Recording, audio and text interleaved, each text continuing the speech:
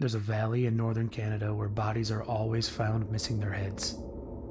For over a century, prospectors along the South Nahanni River have turned up dead, their heads never recovered.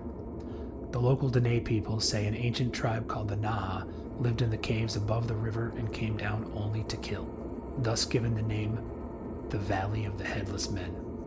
In August, two experienced kayakers named Jake and Mark set out down the deepest stretch of that canyon, where the walls rise 3,000 feet and the only way out is through the river. On the third day, resting on a gravel bank, Mark found something half buried at the base of the cliff. A whistle, carved from bone, dark with age, a face cut into one side. He grinned and dropped it in his pack. An hour later, a storm fell into the canyon. The river rose fast, and Mark's kayak slammed into a rock and broke apart under him. Jake dragged him onto a strip of gravel pinned between the water and the cliff. They radioed for help, but every aircraft in the region was grounded until morning. Around 10 p.m., Mark remembered the whistle. He dug it out, held it up into the firelight, and put it to his lips. The sound that came out of that bone was not a whistle. It was a scream, high-pitched and human, echoing off 3,000 feet of rock until it sounded like a dozen people screaming back. But the screaming never ended. This grew louder, more voices by the second. They were in a frenzy, coming from high above in the cliffs. The whistle hadn't echoed. It woke something up. Then all at once, the screaming dropped into a chanting, many voices, low in a rhythm.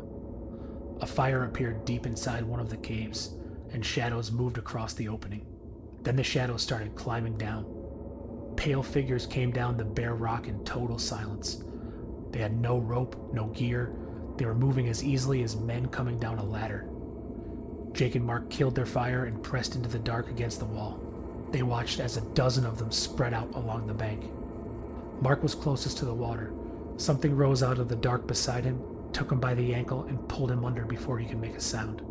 He never surfaced again. Jake spent the rest of the night pressed against the rock, waiting for a hand to come out of the dark, but it never did. Just before dawn, the gravel shifted behind him, and one of them was standing right beside him. It didn't grab him, it just stood there, waiting. Jake understood. He crawled to the whistle and held it out with both hands. The figure took it, turned, and climbed back up into the dark. A chopper lifted Jake out that morning. Rescuers dragged the river for a week, but Mark's body was never found. The Dene say the Naha vanished long ago, but some things in that valley are only dormant, waiting to be awoken.